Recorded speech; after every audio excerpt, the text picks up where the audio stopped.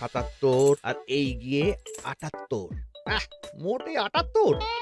এর চেয়ে বেশি তো নবাবের দেহরক্ষীর কাছে থাকে। দূর দূর দূর দূর। অনেকদিন মহারাজকে হাত করে মোহর নেওয়া হয়নি।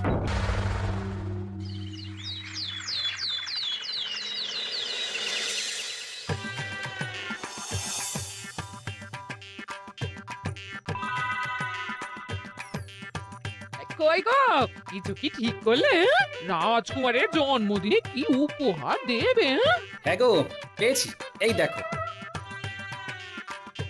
উমা, এই যে তোমার ছোটবেলা সোনার আংটিখানা। হ্যাঁ গিন্নি, ঠিক ধরেছ। যেটুকু যা গয়না ছিল সবই তো দেওয়া হয়ে গেছে, নহে বিক্রি হয়েছে। আর তো কাউকে কিছু দেওয়ার নেই, তাই ভাবলাম এটাই উপহারে দিই। সে ভালো ভেবেছো। বেশ, আসি তাহলে। ওদিকে সবার দেরি হয়ে যাচ্ছে গিন্নি।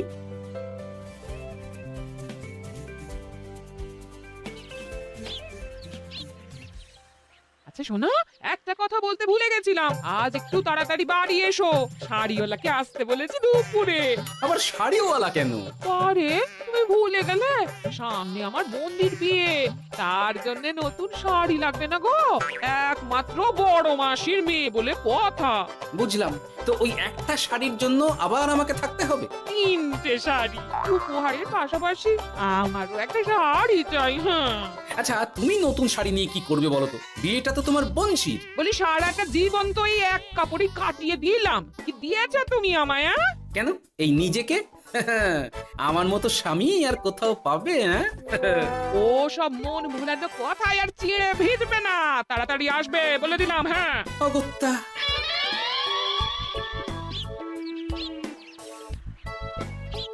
দূর, গিন্নিরও যত কথা সব বেরোনোর সব। আবার তাড়াতাড়ি ফিরেও আসতে হবে শাড়ির জন্য। দেখি মহারাজকে বলি অগ্রিম বেতনের জন্য, না হলে তো শাড়ি কেনা যাবে না। তাও একটা হলে হতো, কিন্তু এনাকেও দিতে হবে। আসলে সত্যিই তো, গিন্নি আমার কত যত্ন আত্তি করে, কিন্তু তাকে আজ পর্যন্ত তেমন কিছু উপহার দিতে পারিনি। না, গিয়ে বলি।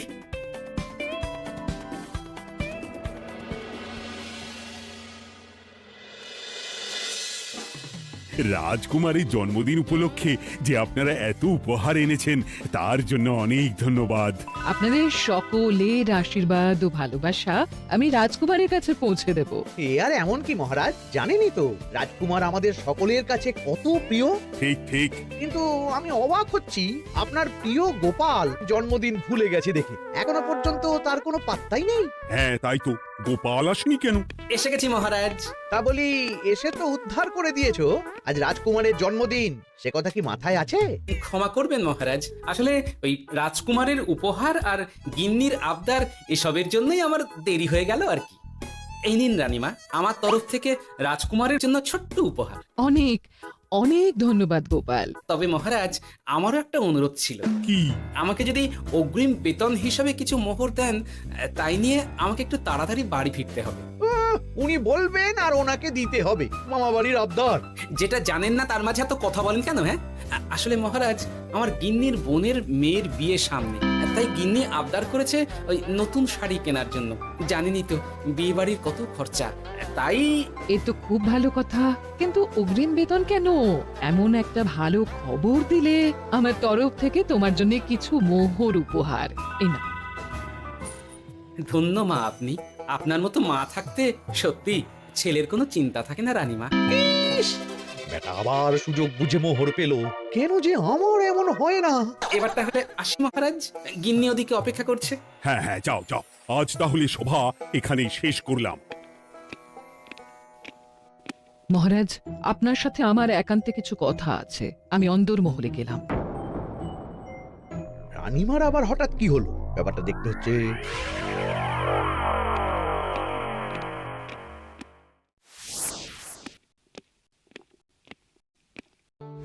আজ আমি বুঝতে পারছি আপনি আমাকে একদম ভালোবাসেন না মহারাজ। ও কি কথা বলছো রানী? একদম ঠিক বলছি। নিজের গিন্নির আবদার মেটানোর জন্য গোপাল কত ভাবে, নতুন শাড়ি কিনে দেওয়ার জন্য অগ্রিম বেতন অব্দি চাইলো, আর আপনি? আমি তো রাজা, আমি কেন বেতন চাইবো? সেটাই তো, রাজা হয়েও আপনি কখনো এমন কিচ্ছু করেননি, কিচ্ছু না। আহা, রাগ করে না। আমি তোমাকে সব থেকে সুন্দর শাড়ি উপহার দেব, একেবারে সোনার সুতোর কাজ করা মুক্ত বসানো শাড়ি। এমন শাড়ি কেউ কখনো দেখেনি। ও মা, সত্যি? আচ্ছা আচ্ছা, এই ব্যাপার। গোপালের কথা শুনে এবার মহারাজ ও রানীমাকে উপহার দেবে। ধুর, আমারই ভাগ্যটা খারাপ।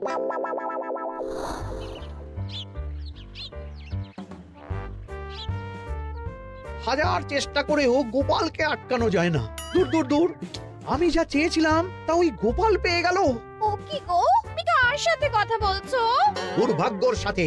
কি সব অলক্ষণে কথা? কি হয়েছে? কি আর হবে, সবই তো তোমার দোষ। আমার দোষ? হ্যাঁ, তুমি আমার কাছে বায়না করো না কেন কিছু? তুমি বায়না করনি বলেই আজ আমি রানীমার কাছ থেকে মোহর পেলাম না, কিন্তু গোপাল পেয়ে গেল। এবার বুঝলাম। ঠিক আছে, এখন তাহলে বায়না করছি, তুমি কাল গিয়ে সেটা রানীমাকে জানাবে। ঠিক আছে? হ্যাঁ, করো করো করো, বায়না করো, বায়না করো। কি চাই, কি চাই, কি চাই? পেয়েছি। তুমি রানীমাকে গিয়ে বলবে যে আমার একটা সোনার হার চাই। এই না হলে আমার বউ। দারুণ চাল চেলেছো।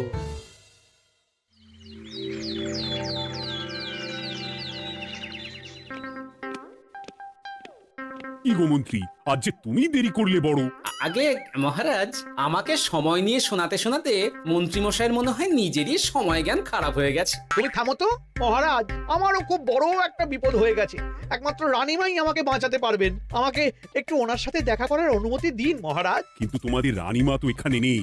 আসলে জানোই তো যে কুমার অনেক দূরে থাকে, তাই গতকাল রাতেই রওনা দিয়েছে। সে কি, রানীমা নেই? এবার কি হবে আমার? কেন কেন কেন, কি হয়েছে?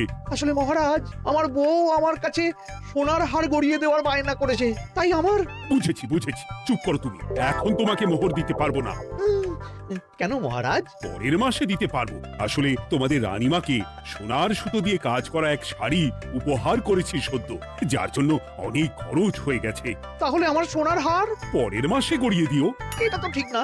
গোপাল আপনার প্রিয় বলে যখন যা চায় তখনই সাথে সাথেই পেয়ে যায়, আর আমার বেলায় এমন। এমন কোনো ব্যাপার নয় মন্ত্রী।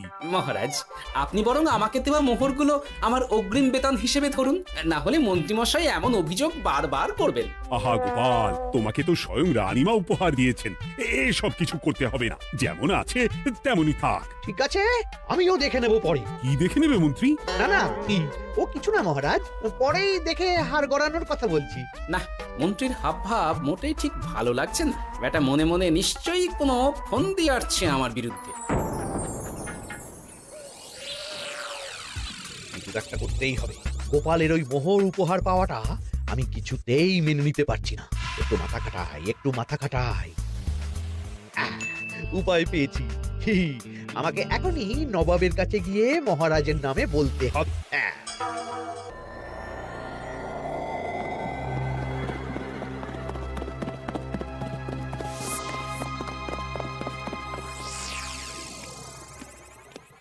প্রণাম নবাব বাহাদুর। আরে এ যে কৃষ্ণনগরের রাজা কৃষ্ণচন্দ্রের মন্ত্রী, তো হঠাৎ এখানেই কেন? আমি নবাব বাহাদুরকে আন্তরিক ধন্যবাদ জানাতে এসেছি। কিসের জন্য? এই যে আমরা খুব খুশি রাজা কৃষ্ণচন্দ্রের মতো একজন শক্তিশালী রাজা পেয়ে। শুধু সামরিক বলেই নয়, আর্থিক, সামাজিক, রাজনৈতিক সব দিক থেকে। আর এটা সম্ভব হয়েছে আপনার মতো একজন নবাবের মহারাজের ওপর কৃপা দৃষ্টির জন্য। বলতেটা কি চাইছো তুমি? তেমন কিছুই না, আপনার গুণগান করছি। নইলে আপনিই বলুন না, আমাদের মহারাজ কখনো সোনার সুতোয় বোনা মুক্তোর কাজ করা শাড়ি কিনে রানীমাকে উপহার দিতে পারে? কি সোনার শাড়ি?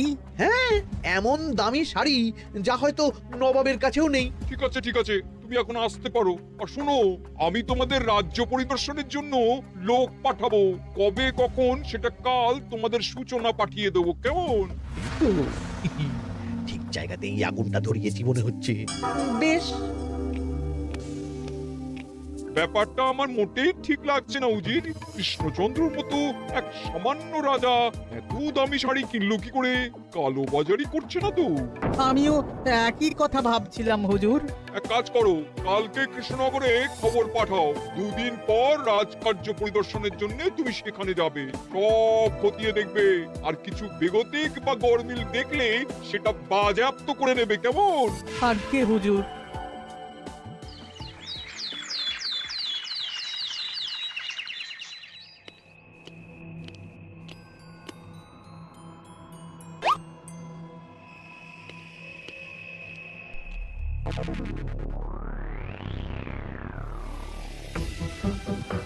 কি হয়েছে মহারাজ? কার চিঠি? নবাবের রাজকার্য পরিদর্শনের জন্য লোক পাঠাবে দুদিন পর। এতে চিন্তার কি আছে মহারাজ? চিন্তার বিষয় আছে। নবাব আমার রাজকোষের হিসাবও মিলিয়ে দেখতে চায়। কোনো একটা ভাবে নবাবের কানে আমার সোনার শাড়ি কেনার কথাটা চলে গেছে, তাই সন্দেহ করছে। সে কি কাণ্ড! নবাবকে তো চিনি, ভুল ধরার কোনো সুযোগ ছাড়বে না। আর চিঠিতে পরিষ্কার লিখে দিয়েছে, হিসেবের একটু এদিক ওদিক হলেই সে সব বাজেয়াপ্ত করে নেবে। হায় কপাল, এ সব হয়েছে গোপালের জন্য। অমনি শুরু করে দিলেন। আচ্ছা, আমি আবার কি করেছি বলুন তো? তুমিই তো করেছো। সেদিন যদি তুমি তোমার গিন্নির শাড়ি কেনার কথাটা রানীমার কানে না তুলতে, তাহলে রানীমাও মহারাজের কাছে শাড়ির জন্য বায়না করতেন না, মহারাজও সোনার শাড়ি কিনতেন না, আর নবাবও জানতে পারতেন না। একদম ঠিক কথা বলেছ মন্ত্রী, সব দোষ তোমার গোপাল। মহারাজ, আপনি এমন বলছেন? হ্যাঁ বলছি, কারণ এটাই হয়েছে। দুশ্চিন্তায় এখন মাথা খারাপ হয়ে যাচ্ছে আমার। আমি জানি না তোমার জন্য আজ অব্দি এমন বিপদে কবে পড়েছি। এবার তোমাকেই এখান থেকে বেরোনোর উপায় বের করতে হবে।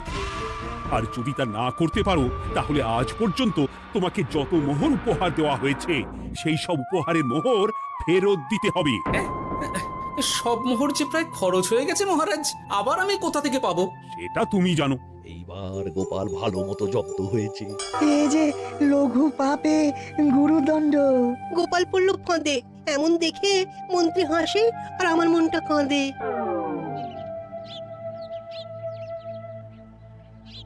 এখানে বসে কি করছো গো গিন্নি? এসে পড়েছ? ওমা, তোমার মুখটা এমন শুকনো দেখাচ্ছে কেন? আর বলো না, এই হিসেবের ঠেলায় সবকিছু বেহিসাবি হয়ে যাচ্ছে একেবারে। আচ্ছা, তুমি কি করছিলে ওই রসিদগুলো নিয়ে? দেখে হিসেব করছিলাম এই মাসে অনেক খরচ হয়েছে কিনা, সেই বুঝে পরের দিনগুলো চালাতে হবে গো। কি বললে? রসিদ দেখে হিসেব কষা? রি, এটা তো আমার মাথাতেই আসেনি। ধন্যবাদ গিন্নি, আরো একবার তোমার জন্য এই যাত্রায় আমি বেঁচে যাব মনে হচ্ছে। বেঁচে যাবে কেন? কি হয়েছে? আচ্ছা, আমাকে আবার একটু রাজপ্রাসাদে যেতে হবে। আমি এলাম গিন্নি। কি যে বলে লোকটা, কিছুই বুঝতে পারি না।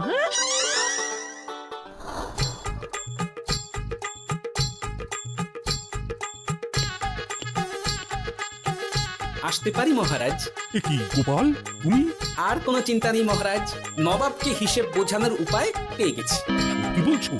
কি উপায়? এই দুদিনে আপনি শুধু সকল প্রজাদের কাছ থেকে পুরনো রসিদ সংগ্রহ করুন, তাহলেই কেল্লা ফাতে। তাই নাকি? আর নয়তো কি? তবে এ ব্যাপারে মন্ত্রী মশাইকে কিন্তু কিচ্ছু জানতে দেওয়া যাবে না। শুধু আমি যা বলছি তাই করুন মহারাজ। সে তো বুঝলাম, কিন্তু প্রজাদের থেকে পুরনো রসিদ সংগ্রহের কথা ঘোষণা করলেই মন্ত্রী এমনিই জানতে পেরে যাবে। চিন্তা করবেন না মহারাজ, আমার কাছে এটারও উপায় আছে। আপনি শুধু খেয়াল রাখবেন যাতে এই কথা পাঁচ কান না। বাকিটা ভরসা রাখুন, কৃষ্ণনগরের একটা ঘাসও নবাব বাজেয়াপ্ত করতে পারবে না।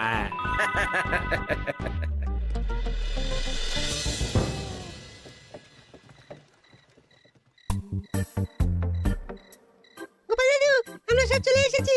ভালো সময় এসেছিস, তোদের দাদুর ভবিষ্যৎ এখন তোদেরই হাতে। আপন করে বলছো কেন দাদু? আমরা থাকতে তোমার কিচ্ছু হবে না, শুধু বলো না কি করতে হবে। জানি তো, তোদের যেটা করতে হবে সেটা হলো সবার বাড়ি বাড়ি গিয়ে পুরনো রসিদ সংগ্রহ করতে হবে। এই ব্যাপার, এটা এমন কি? কিন্তু কেউ যদি জিজ্ঞাসা করে কেন চাইছি, তখন বলবি যে ওই গোপাল দাদু ওই টোঙা বানাবে বলে পুরনো কাগজ চাইছে। আচ্ছা, আমরা এক্ষুনি নিয়ে আসছি। যাক, প্রথম ধাপ হয়ে গেল, এবার পরের ধাপের প্রস্তুতি। যাই, একবার বরং বিজ্ঞানীর কাছ থেকে ঘুরে আসি। বিজ্ঞানী, ও বিজ্ঞানী, বাড়ি আছো? আরে গোপাল যে, এসো এসো ভেতরে এসো। বলো, তোমাকে কিভাবে সাহায্য করতে পারি? তোমার কাছে কালি মোছা যায় এমন কোনো কিছু আছে? কালি মোছার জিনিস? হ্যাঁ, একটা তরল রাসায়নিক পদার্থ আছে যেটা সব ধরনের কালি তুলে ফেলে। দাঁড়াও দিচ্ছি। অনেক ধন্যবাদ বিজ্ঞানী।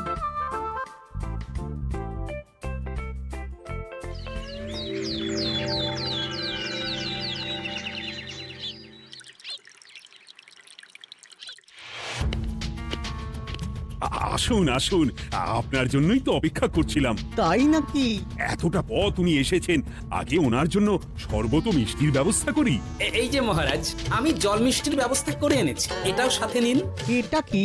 কেন হিসেব? ভোলা ময়রা পাঠিয়েছে এই মিষ্টি ও শরবতের দাম। এর মধ্যে এই কাজের সাথে যুক্ত ভোলা ময়রা আর তার পরিচারকের পারিশ্রমিকও যুক্ত আছে। হ্যাঁ, আসলে আমাদের মহারাজ তো প্রতিদিনের খরচ খুব হিসেব করে চলেন, তাই ও আমি একটু বসবো? নিশ্চয়ই। ওই তো ওদিকে বসার জায়গা। আপনি কি হাওয়া খাবেন উজির সাহেব? তাহলে রশিদে ওটাও যুক্ত করব। মস্করা হচ্ছে? আহা, রেগে যাচ্ছেন কেন? আপনার সাথে মস্করা করার মতো স্পর্ধা আমার নেই উজির সাহেব। আসলে মাসের শেষ তো, তাই একটু বেশি হিসেবে চলতে হচ্ছে আর কি। আমাকে হিসেব দেখাচ্ছ? আর রাজা কৃষ্ণচন্দ্র যে সোনার সুতোয় বোনা শাড়ি কিনতে পারলো, সেটার হিসেব কোথায়? একটা সামান্য রাজা এত অর্থ পায় কোথা থেকে? এ আবার কেমন কথা? মহারাজ যা কিনেছেন সেটা তো তার জমানো অর্থ দিয়েই কেনা। আমি বিপথে কোনো কাজ করি না। সেটা তো রাজকোষের হিসেব দেখলেই বোঝা যাবে। শুনে রাখো গোপাল, একটুও যদি হিসেবে এদিক ওদিক দেখি না, তাহলে সব বাজেয়াপ্ত করে দেব। কোনো চালাকি নয়, কোনো চালাকি নয়। বেশ, তবে করুন হিসেব। আমাদের কাছে কিন্তু সব কিছু রসিদ আছে। কই গো, আনো সব, আনো আনো।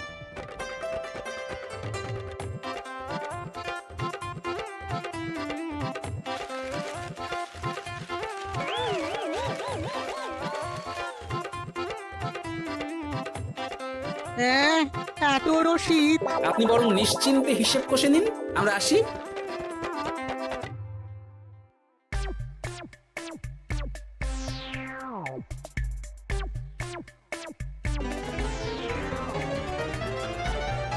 ওই বাবারে, এত হিসেব কষে কষে তো মাথা ঝিমঝিম করছে, খিদেতেও পেট চুই চুই করছে। আপনার হিসেব কত দূর উজির সাহেব? আমাকে এখান থেকে নিয়ে চলো গোপাল, আমি আর পারছি না। ও কি, অঙ্ক কষে কষে তো আপনার সব শক্তি শেষ হয়ে গেছে দেখছি। আচ্ছা চলুন চলুন চলুন, কিছু মুখে দিয়ে দিন, তাহলেই শক্তি আসবে। তাই চলো।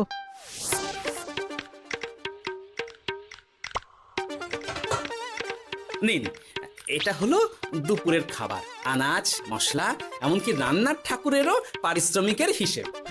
এবার আমি পাগল হয়ে যাব। আমি আর কোনো হিসেব দেখতে চাই না। সব সময় কি এত হিসেব নিয়ে চলা যায় নাকি? কি আর করা যাবে বলুন?